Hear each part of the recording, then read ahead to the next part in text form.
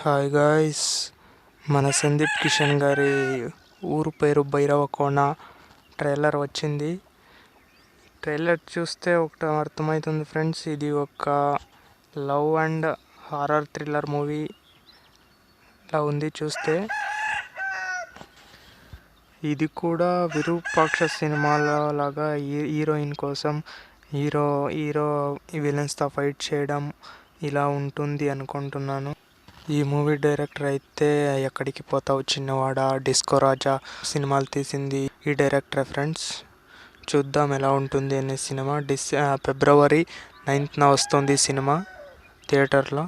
ఈ సినిమా మూఢనమ్మకాలు మరియు మన పురాణంలో ఉన్న కొన్ని గరుడ పురాణం ఇలాంటి వాటి మీద బేస్ చేసుకొని రావచ్చు.